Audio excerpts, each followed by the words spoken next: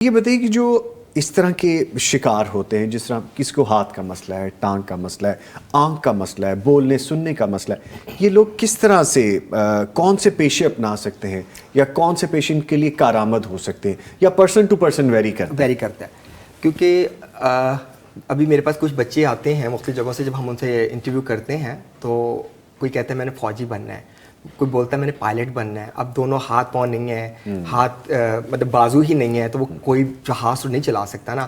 تو پھر ہم ان کو دل نہیں توڑتے، کہتے تم پائلٹ بنو لیکن اونچی اونچی اڑان بنو، اڑاؤ خیالات کو، اڑاؤ لیکچرار بن جاؤ. مطلب ہم ان کو ڈائیورٹ کرتے ہیں، ان کو ڈائریکٹلی نہیں کہتے تم یہ نہیں کر سکتے ہو. صحیح. تو ان کا پروفیشن یہاں یہ بڑی سوال بھی بہت اہم ہے، گفتگو بھی بڑی انٹرسٹنگ ہے، اور ہمایوں صاحب یہ شخصیت بھی ہمارے ساتھ بیٹھی ہیں اس حوالے سے. سر آپ شامل رہیے، یہ ہم کنورسیشن جاری ہے. یہ دیکھیں سیدنا عبداللہ بن ام مکتوم رضی اللہ تعالیٰ، ہم تاریخ میں چلے جاتے ہیں جی، ان کی زندگی میں کئی مواقع ایسے آتے ہیں کہ ان کو بلڈ اپ کیا گیا ہے.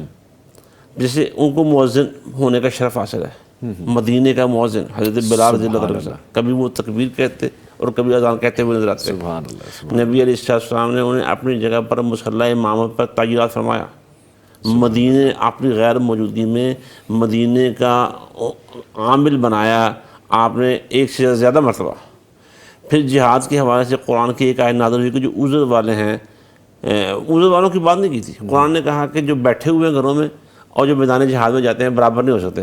وہ کہنے لگے یا اللہ میرا کیا بنے گا، میرا تو عذر ہے، میرا عذر نازل فرما. اللہ تعالیٰ نے غیر اولی الضرر کی آیت سورۃ النساء میں یہ الفاظ نازل کر دیے، وہ آیت بن گئی. اس کے باوجود یعنی آپ دیکھیں ان کا عذر اللہ نے نازل کر دیا، وہ گھر میں بیٹھ رہے ہیں اور وہ میدان جہاد میں نہ جائیں، کوئی ان کے اوپر کوئی قدغن نہیں ہے. لیکن قادسیہ کی جنگ میں وہ زرہ پہن کر اور ہاتھ میں تلوار اور ہاتھ میں ڈھال لے کر میدان جنگ میں چلے جاتے ہیں مسلمانوں کے ساتھ. اللہ میدان جنگ ان کو یہ کسی نے نہیں کہا وہ کہاں جا رہے ہو بھائی، تم بیٹھو یار. وہ کہا میں جا رہا ہوں تو جا رہا ہوں.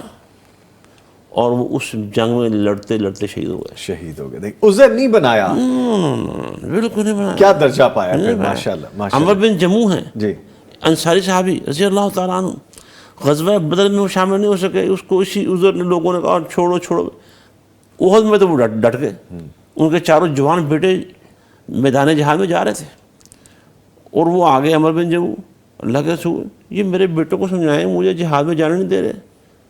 تو کہہ رہے ہیں تمہاری ٹانگ کام نہیں کرتی تو نہیں کرتے.